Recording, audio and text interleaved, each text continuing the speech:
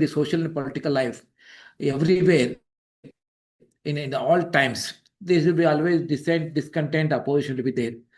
Degree may vary. They are all dealt with differently in different societies and different political systems.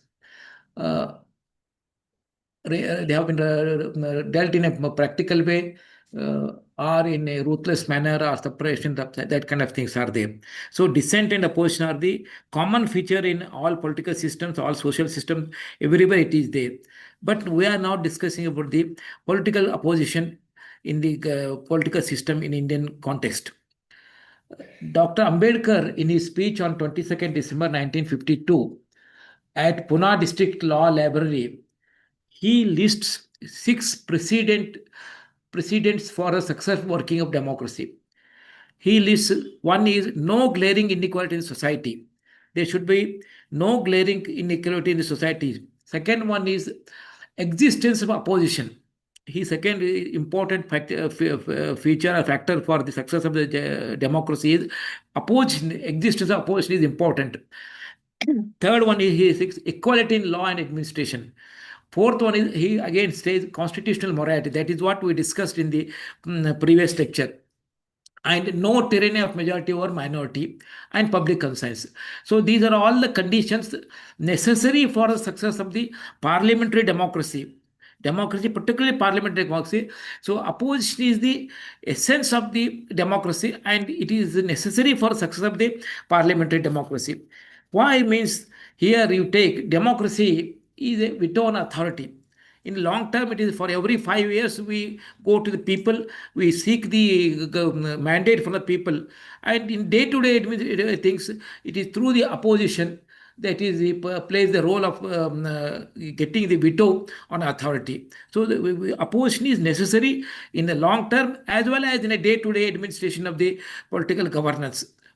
That is why Ivor Jennings, who wrote a very standard book on the cabinet government, on the government of UK, he said, if there is no opposition, there is no democracy at all. So opposition is the cornerstone of democracy. Like what Lowell, he says, opposition is the bulwark against tyranny and even against fanatical majority. So opposition is necessary to control the fanatical majority. Also, it is against the territory. So opposition has a bigger role in the democratic system of governance, particularly parliamentary democracy. It is necessary for ensuring accountability. Accountability is the basic issue in the constitutional studies. Constitutions are formed, our constitutional frame of political governance is necessitated because of ensuring accountability of the governing system. That is why accountability is the major issue in all constitutional studies, and opposition is one of the way to ensure the accountability. This is what the opposition is required. And account is one of the several methods for constraining power. To control the power, governmental power, opposition is must.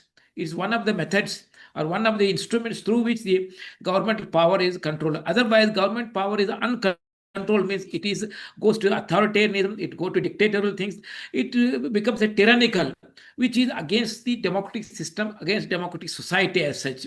So opposition necessary. This is what Bentham says. If you are strictly watched, you behave better.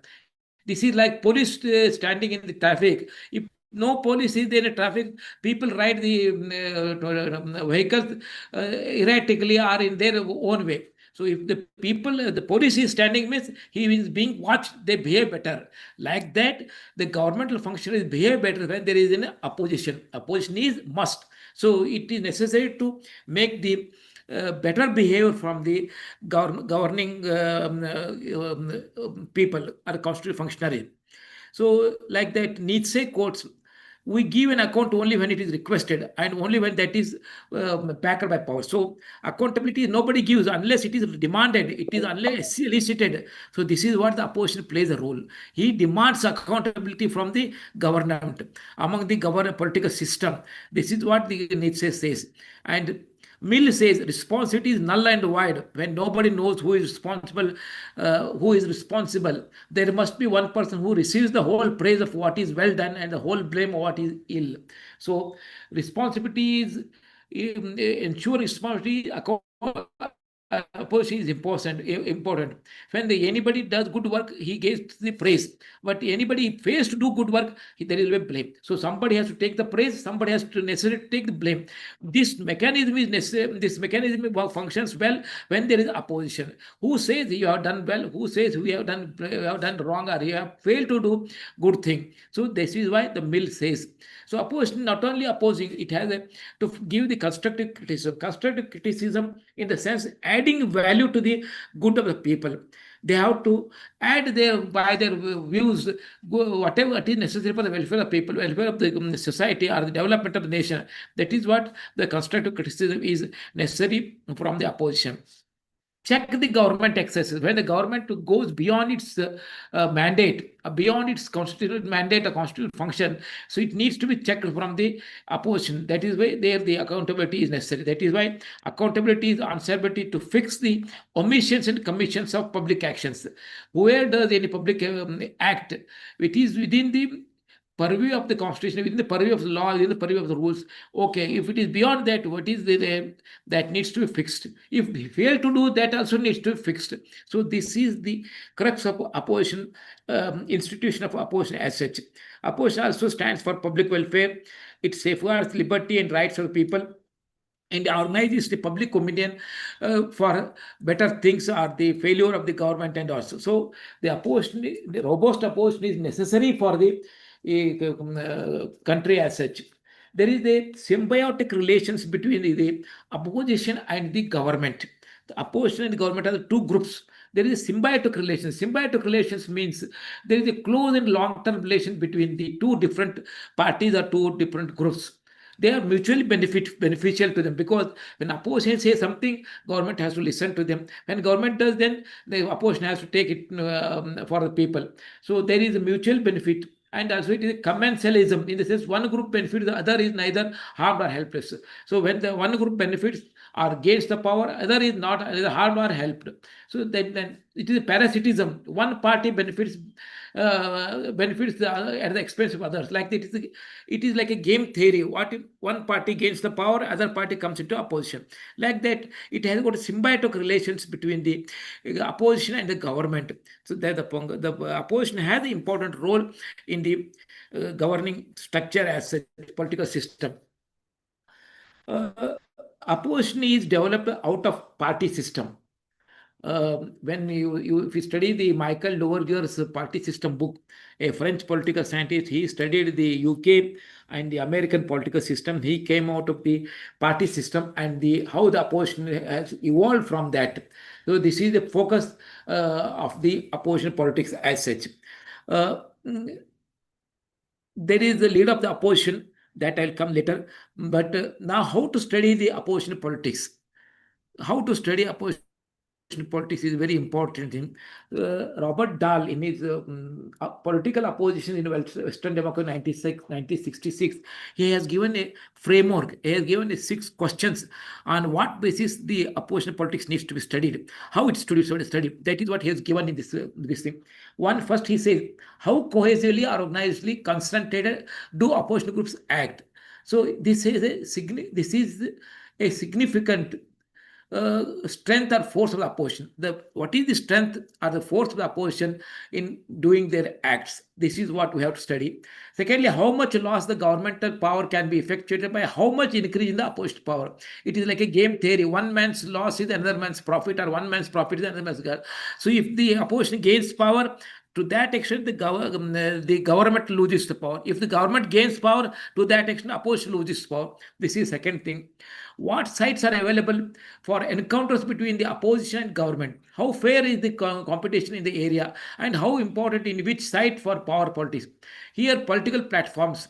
What are the political platforms for the opposition government? I said it is government, it is the parliament, it is the elections, it is the public space as such, wherein the opposition government both will contest each other on various issues, on various problems, on various perspectives as such. Fourth one is how identifiable are depending on those factors opposition groups in a political system. This is opposition party's identity with issues. How the opposition parties identify with the issues. A particular issue is there, whether it is a foreign policy, a domestic policy, or a rural development policy, or economic policy, or a fiscal policy. How the opposition identifies with each policy, how it frames its own policy to counter the government policy. These needs to be studied. And fifth one is, what are the goals of which opposition groups strive? So naturally, opposition group strive is only to gain power. This is the basic. They say what is the politics is that we all know the classical definition of politics is that acquiring power, retaining power, and expanding power. This is what the basic crux of the politics. This is what opposition politics also. The first aim is to gain power. That is the ultimate their aim. But through their for what? To realize their ideology, to realize their policy, to implement their policies. So this is what, that is the people's rights and all these things. They will be interested in doing this. What are their strategies? What are their strategies in gaining power or in opposing, in making their stand clear? So it depends on the political environment and atmosphere, and it depends on the people's support. It depends on the media support. It depends on the reactions of the government. So strategies of the opposition depends on the political environment, on the political atmosphere, people support, how much this people support, it depends, and media support, and the reactions for how the government receives, government reaction to the such opposition moves and all. So these are the 6 variables on which the opposition politics can be studied and understood by political scientists. Next comes opposition encounters. The opposition government encounters basically in 3 platforms. One is elections, second one is the parliament, third one is in the public space. That is the nature of competition. That is what the elections in parliament will take in next subsequent slides. I'll take it. The nature of competition, issues of governance and people, that will be there. In opposition has also a small function of cooperating with the government. That is, in case of emergency situations like disasters, calamities, celebrations, or like war, opposition has to be with government to defend the country, to help the government. That is what. In some other things also, like maintaining institutional integrity, opposition is also part in that one. For example, appointment of election commission, appointment of central reforms commission, appointment of central vigilance commission, appointment of NHRC, National Human Rights Commission, Lokpal. All these opposition leader is the member who participates in the selection of these people. This is necessary to maintain the institutional integrity. What is institutional integrity? Institutional integrity means it is a method of working of the institution and its employees. It is aimed at work independently. For example, if the opposition is involved because to make the institution more independent, more impartial, more transparent, more fair, so that confidence in the institution can be enhanced by the people and the everyone at large. So that is what the institutional integrity means. That is how the Constitution provides for the role of opposition in appointment of these important institutions. These are the institutions of maintaining democracy. So that is why opposition are associated with this selection of these important functionaries, so that this institution can function independently, transparently, effectively, and impartially, unbiasedly. So that because the democracy dependent on this, so opposition has to has to participate in the selection of this process. This is what the cooperation with the government to maintain the institutional integrity. Next comes elections. I have given here elections of the from the 13th, 14th, 15th, 16th, and 17th Lok Sabha. This is just statistics. In the 13th Lok Sabha, it is the NDA which formed a government with 299 seats. They got the 40% votes out of the 60% voter turnout. UPA got 139 and 34% or 6% of votes. In the 14th Lok Sabha, that is 2004 and 2009, UPI got the 225, 36% of votes, and NDA got 189 seats with 35.96. Voter turnout was 58.2. In 2009 and 14, it is again UPA with 262 seats with 36.5% of votes. NDA with 159 with 24.2 votes. Voter turnout was just 58%. In 2014 and 19, NDA came to power with 336 seats, and UPA came with power at 59 seats. The NDA got 38.9% votes, and the UPA got 53.3% of votes. In 2019 and 24, again NDA got 351 seats with 38.4% votes out of the voter turnout of the 69.5%. UPA got just 90 with 26.4% votes. In the 18th latest Lok Sabha 2024 and 29, again NDA got 292 seats with 43.4% votes, and the India bloc got 230 votes, 230 seats with 36.7 votes. In all these election contests, vote share is around 36 to 40%, and voter turnout is around 60%. So it looks that the voter turnout is not more than 60-65, and the government, the party, former government also getting the votes around 36 to 38% vote. So this is what the people's support of the government in forming the governments. Then coming to the electoral contested issues.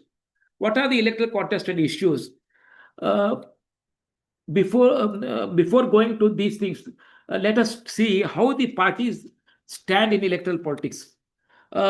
Congress, the electoral issues, always Congress from the beginning has taken up the developmental nationalism and unitary nationalism. Developmental nationalism is from the beginning of the Nehru's time till Indira Gandhi, and up to now, Congress wanted to have the developmental politics. And Indira Gandhi wanted unitary nationalism, that is the Kashmir, Punjab, and all secessionist tendencies should be controlled. So it is now not relevant. In a sense, after the liberalization and globalization, this development politics and development nationalism is being reduced because of the forces of globalization, liberalization, and privatization. And secular nationalism of the Congress is also unabsorbed by the people as such. So this is the basic frame of the Congress politics, but it is not able to push it in view of the larger political environment of globalization, liberalization, privatization. Whereas BJP is harmed on more on ethnic nationalism, Hindu identity, in which both development and unitary nationalisms are covered, are included. So that is how the BJP is making a very more entry into the electoral politics through this Hindutva identity, which includes both development and unitary nationalism, because they also focus on development, they also focus on the unity and integrity of the nation. That is how the BJP is gaining more power in the recent elections through this broad ideological frame. The second one is they want to have the securitization of anti-Muslim discourse. They want to make the anti-Muslim discourse in a very vibrant way. So the party is trusted for the national security assets. That is how the BJP is into this larger frame of ethnic nationalism, which includes developmental nationalism, which includes unitary nationalism, making the more gain in the electoral politics than the Congress and other parties. Other parties, apart from these two, there are parties called Mandal parties. They based on their OBC, they base their support on their OBC population, like the Samajwadi Party, BSP, RJD, JDU, all have the what you call it, OBC support as their this thing through their mandal space. They have non-Yadav casteist front, they have made it, but they have become now more casteist and divisive. They are not able to make much gain at the national level. Then coming to the left only had the West Bengal and Tripura, which lost. Because why it is lost? Because of the privatization, because of liberalization, because of globalization, the class struggle, class cleavages, the class struggle politics has become obsolete. It is not be in the domain of political space as such. That is how the parties in the Indian context. Congress has lost its developmental nationalism. BJP has gained because of its ethnic nationalism, which includes developmental and unitary nationalism. And mandal parties have become more casteist, more divisive. They have lost their, and the left has totally been wiped out, except in Kerala, which has a little bit of share in the electoral politics. Now, coming to the elections as such. In the 1999 elections, Kargil war and economic development and inflation were the major issues on which the political parties fought, and the BJP could gain the power out of this kind of ideology. In 2004, the Congress could gain it because the BJP's India Shining campaign failed. The Congress, on the contrary, canvassed a campaign on inflation and economic development, which was accepted by the people, and Congress could gain the power in 2004 elections. In 2009 election, the Congress, with its new laws like RTI, Narega, Food Security Act, and RT, Right to Education Act, it made some impact. Through that, it could gain its power again in 2009 elections. In 2014 elections, Congress failed because Congress was totally involved in a lot of scandals like Commonwealth Games, coal, 2G spectrum. These all corrupt scandals were prominently highlighted by the BJP, and along with that, BJP could muster the Hindu nationalist ideology in a forceful way. That is how the 2014 election, the BJP could defeat the Congress in a convincing way and gain the power and form the government in a convincing manner. In 2000 elections, continuing the BJP with its Hindu nationalist ideology and the Pulwama attack and some bordered Indo-Pak disputes, clashes, they were brought into the national pride. And again, the 2019 elections, BJP cared much more than what it expected. It made a big strides into all the areas of the country. In 2024 elections, again, the Hindu-Muslim communal issues were on the forefront of the electoral politics. This made the BJP to gain much power in the 24 elections as such. So 2014, the Congress-led UPA, marked by successive corrupt scandals, economic missteps, large-scale protests, intra-party battles, policy paralysis, could not contain the rise of Hindu nationalism by way of secular credentials, failed in arresting the BJP's rise. But on the contrary, BJP could make a positive comeback with its nationalistic ideologies, which made it a big dominant party and formed a government. So this is how the electoral politics is shaped by the general Congress ideology on development and international development nationalism and unitary nationalism, BJP with Hindu nationalism, and mandal politics with casteist division thing has been obsolete. And West Bengal left and Tripura, they have been because of the privatization, class struggle has been become irrelevant. Then coming to the parliament. How the parliament encounters or parliament contest politics is being played by the opposition and the government. The effectiveness of the opposition politics in parliament depends on three factors. One is speaker or chairman.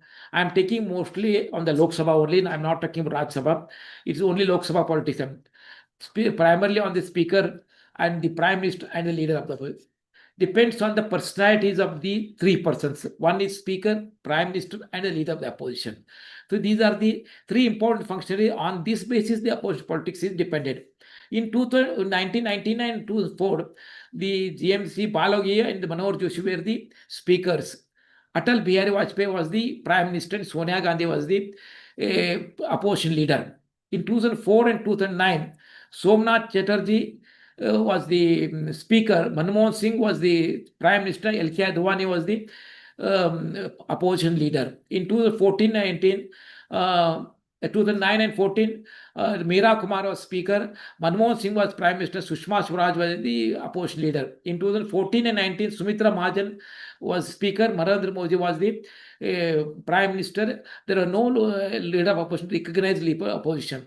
In 2019 and 14, Om Birla was the Speaker, and Narendra Modi was the Prime Minister, and there are no recognized opposition leader. In 2024, 2019, Om Birla is the Speaker, Narendra Modi is the Prime Minister, Rahul Gandhi is the recognized opposition. Before going into the parliamentary institutions, let us discuss a little bit about the leader of the opposition. The leader of the opposition is an important institution in the Lok Sabha. It plays a very crucial role in opposition politics. In 1977, the leader of the opposition was recognized, and he has given a salary and allowances through the Parliament Act.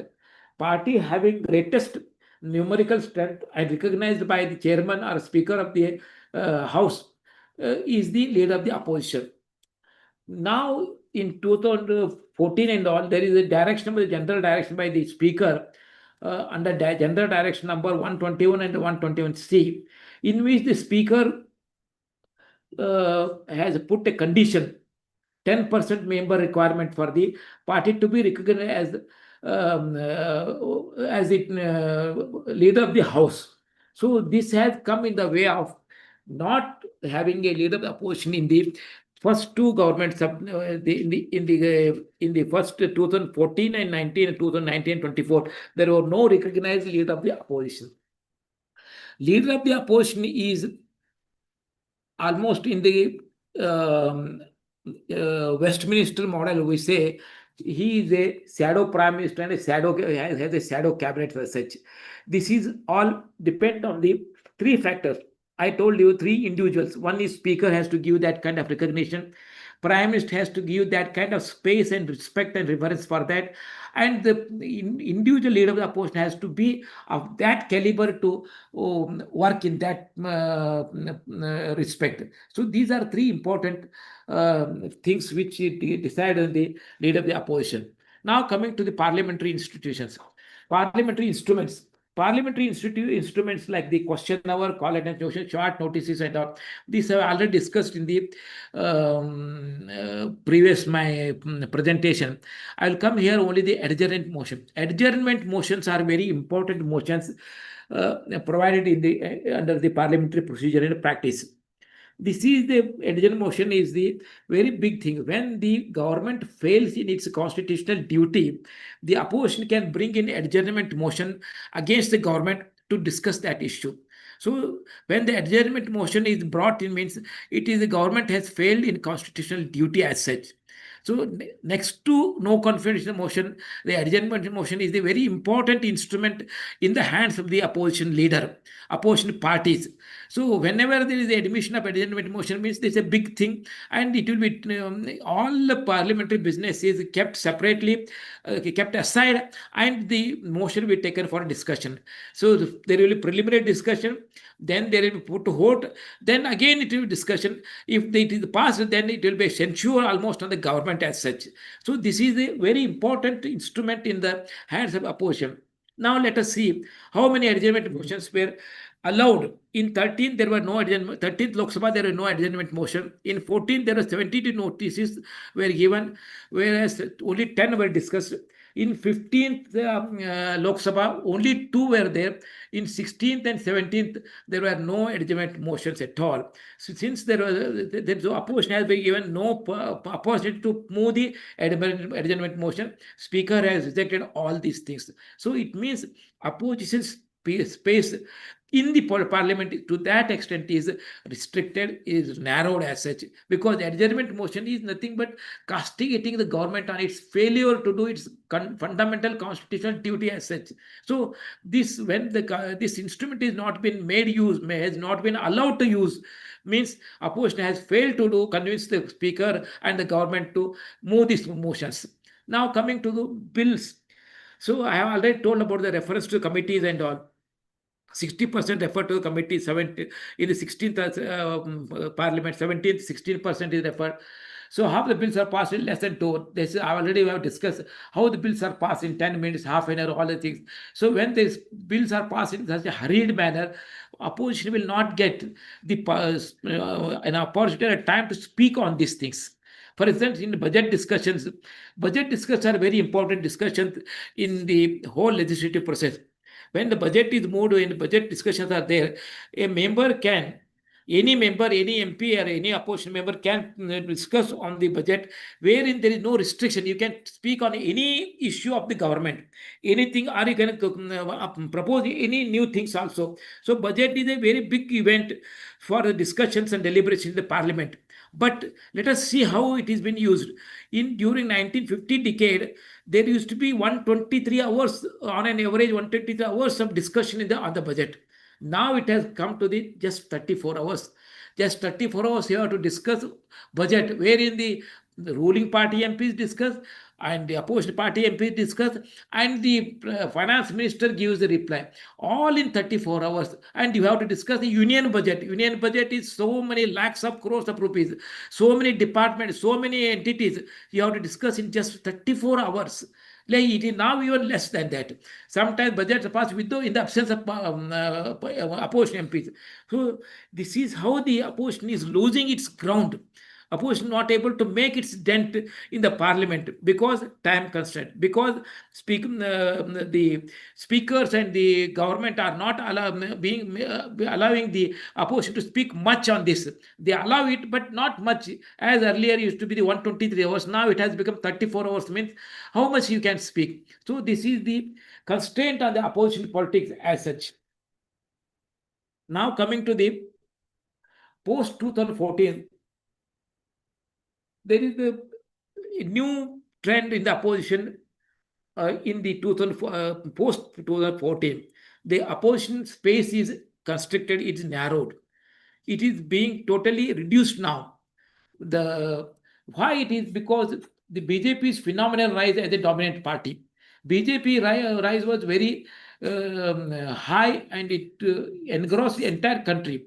And it's why it is because of its RSS, its numerous affiliates like ABAP, Seva Bharati provide an organized support, and they campaigned the government decisions. They raised the issues of Hindutva, and they built narratives. They built narratives for the discussions, which opposition could not do it, because the BJP's and its all associate organizations are very vibrant in raising the issues, building the narratives for the discussions.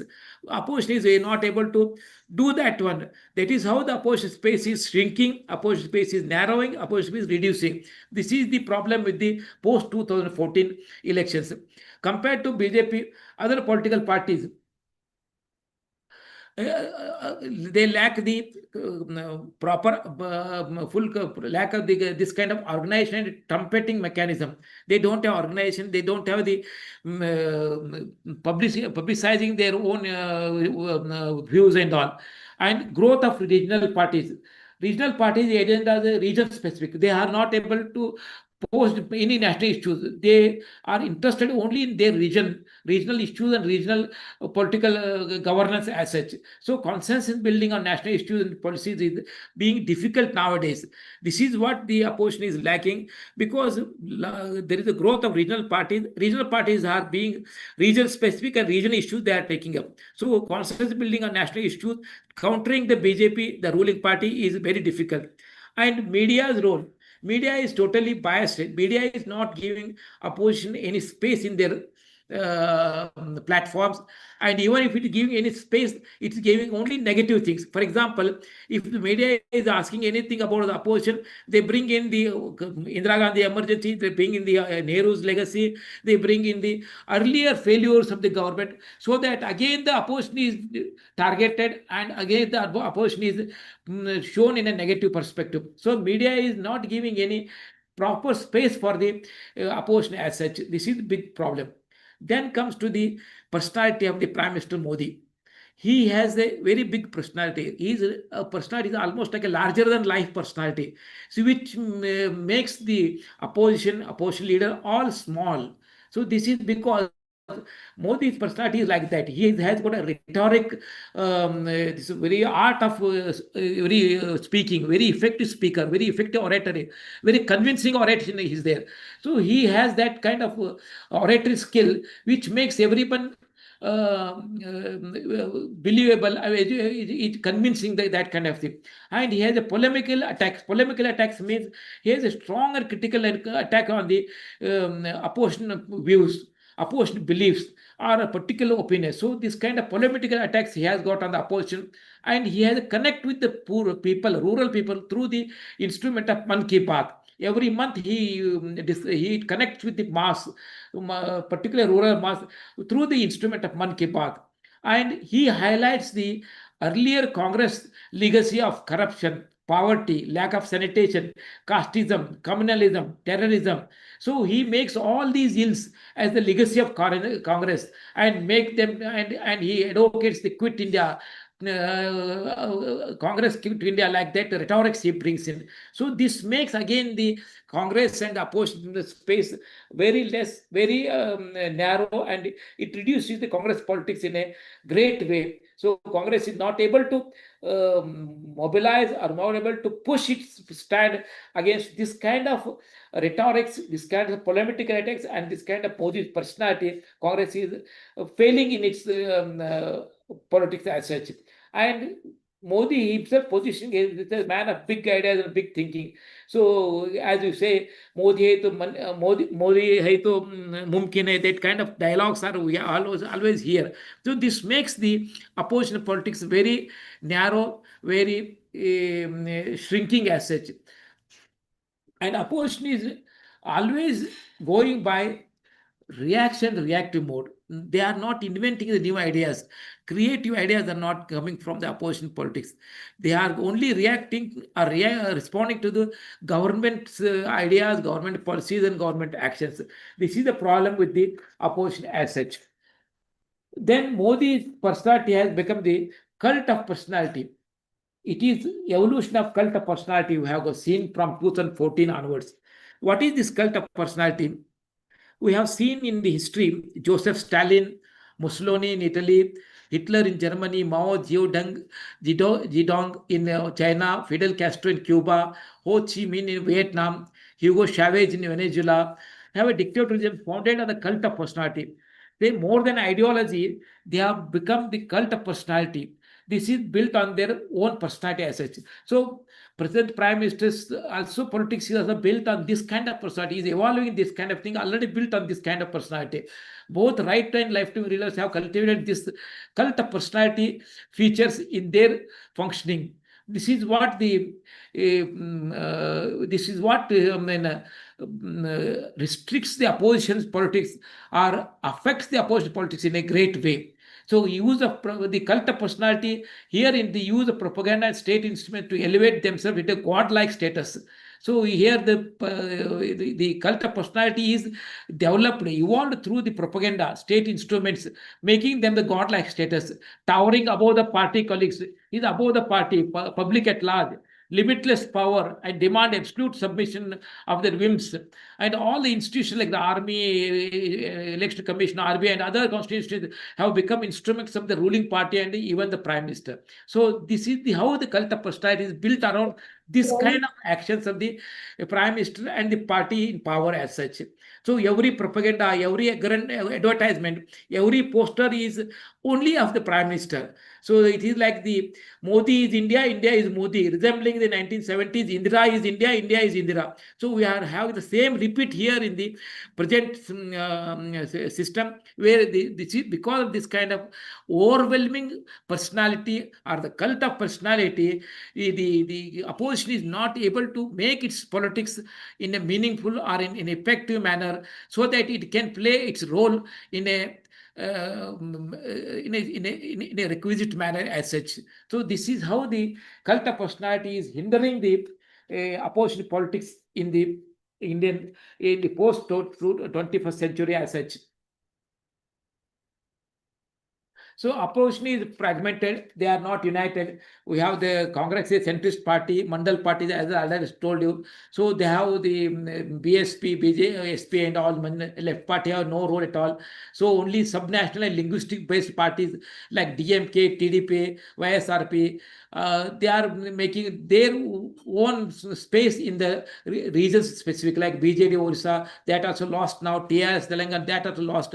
So language versus religion is the basic politics in the Indian context today. So in the region where the language is dominant, it is the language versus religion. In non-language areas, it is the only the religion becomes a dominant politics in the Indian context as such. So opposition has the weaknesses like the organized incapacity. They have no common programs. They have no initiatives, no ideas. So this is how the opposition is not able to make its politics in an effective and meaningful manner as such. So there are in the post 2014 there were two big political mobilization, popular mobilizations, wherein the no opposition party associated with it. This is the greatest mistake, or you can say it is the politics how the opposition have played is. One is NTCA, another one is farmers registration. These were the two very popular mobilization were there on these issues. Only civil society movements were there, but no opposition political party associated. They all distanced themselves from this kind of popular support as such. Uh, now, looking at this, Ramchandra Guha, he says the cult of Narendra Modi resembles like the cult of Stalin, leader and embodiment of the party, people, and the nation. So here the leader is an avatar of the party, of the people, and the nation. So this is how the present Prime Minister's cult has been evolved, developed, and playing the role which is minimizing the opposition politics in a large way and in a greater way as such. Opposed public space in other electoral parliament is very, very less.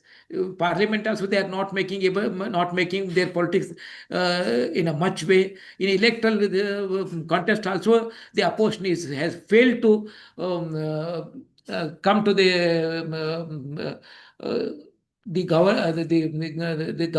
governing regime as such. So this is because they lack the creative or innovative approach as such. This shows that the institution integrity is being the loss of institution integrity as such. So opposition is not able to make the big wave politics in the present scenario because of the BJP's dominance and the Prime Minister's cult of personality. He is not making any dent in the political system.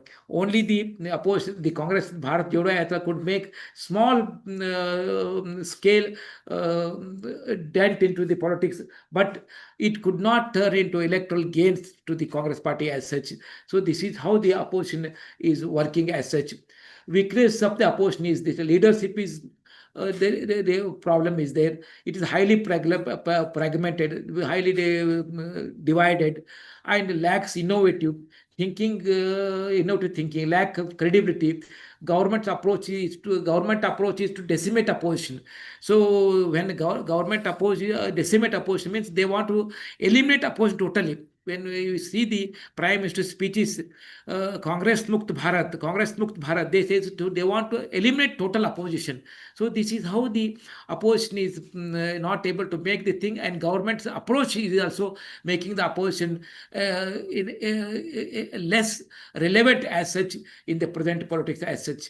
So the cult of leadership, authoritarian behavior, control of media, blackmailing and deterring attitude by the ruling regime, making the opposition politics in a very what you call ineffective way it is become. This is because narratives for the discussions are being set by the ruling party and its associates, and the opposition parties are not able to bring in big narratives as such. They could make it is the constitutional asset, the importance to the constitution. That is what the Congress could make it, that they can build narratives on that. but they are not able to make much of on that also. This is the how the opposition and the government functions. There is a chronic distrust between the government and the opposition, which impairs the foundation of democracy. Parliament democracy is built on the government and opposition. That is what Dr. Ambedkar says. Opposition, one of the conditions necessary for the success of the democracy. But the government is not keen on this kind of coordination between government and opposition. So this is how the opposition is playing part in this thing. So what is the way forward? What will be the way forward in the Indian politics? Then we require some kind of reforms in parliamentary practices. So one is the opposition has to needs to reinvent itself. Governing regime should show some kind of democratic temper rather than authoritarian. So mutual respect between government and opposition is necessary. Opposition not an enemy of the nation. It is an instrument to check the government. It is not the enemy of a nation. This needs to be inculcated, imbibed by the government. They think that the opposition is the enemy of the nation. That should not be. That is the opposition is playing its role as a veto on the government excesses, veto on the government accountability. It ensures answerability of the government. It expects answerability. That it needs to be imbibed or inculcated by the governing. That is what the constitutional morality. What we in the previous lecture I said. It is needed. It is need of the hour now. Reforms in the parliamentary procedure like the UK, there is a provision of questioning ministers in the committee. In committee discussion, the ministers are not attending. Ministers are not bound to attend. So it is only MPs attend. So there should be provision made by that the minister can attend and minister can be questioned in the committees. So this is one way. Another forum will be given to the MPs. So along with parliament, the committee forum can bring in some kind of accountability. This is what there in the UK. And in every session, reserving some days, like 20 days for the opposition discussions, opposition issues. Opposition can raise issues that can be discussed. And every week, one day, it should be totally reserved for the opposition to question the prime ministers. One day he has to sit whole day in the parliament, and opposition can put questions to prime minister, and prime minister to answer. So by this way, opposition can get some space, so that accountability also can be ensured, answerability can be brought in. So this kind of reforms which are there in the UK, we can brought in here in our parliamentary procedure and practices, so that accountability can be ensured, opposition can play a better role. So making a parliamentary democracy, a vibrant parliamentary democracy we can have, and restoring the integrity of democratic institutions like the Election Commission, Enforcement Directorate, CBI, RBI, CVC, Lokapal, and RTA. So these institutions are the foundations of democracy. These institutions need to be made independent, accountable, transparent, and they should have the integrity in their foundational culture. So once these institutions become show integrity, the democracy and parliamentary democracy can be vibrant and play as per the wishes of the framers of the constitution as such. So with this, my second, so another, I end with this two quotations from the Ambedkar and Rabindranath Tagore, my lecture here. The Ambedkar says, public at large needs to ponder on what Ambedkar says. Bhakti in religion may be a road to salvation of the soul. So in religion, bhakti is necessary to have the moksha. But in politics, bhakti is a sure road to degradation and eventual dictatorship. So this needs to be cautioned. Public at large to think on this, whether we should have express our bhakti to the political heroes or bhakti to the gods. If you make the bhakti to the political heroes, it will lead to dictatorship and degradation of political life. And coming to Rabindranath Tagore, after visiting Soviet Union, he wrote this one. A mature political system must permit disagreement where minds are allowed to be free. For it would not only be uninteresting but sterile world of mechanical regularity if all our opinions are forcibly made alike. If all our opinions make same, then it will become the mechanical regularity. If we have a mission which includes all humanity, acknowledge the existence of differences of opinion. So acknowledging the difference of opinion is must. Opinions are constantly changed and rechanged only through the free circulation of intellectual forces and moral persuasion. Violence begets violence and blind stupidity. Freedom of mind is needed for for reception of truth. Terror helplessly kills it. This is what the Rabindranath Tagore said. So this is the essence of this. Disagreement is the essence of democracy. There is no, everybody should not agree. There is a disagreement. And difference of opinion must be valued, must be respected. And free circulation of ideas, intellectual force is necessary, and free of mind to receive the truth. So this is the atmosphere we need to create so that the democracy can play, be vibrant, be meaningful. Only with this kind of system or atmosphere, the opposition can play its politics. Otherwise, the opposition under the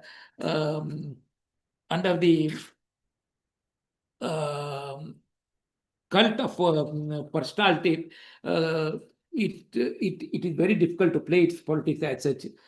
With these words,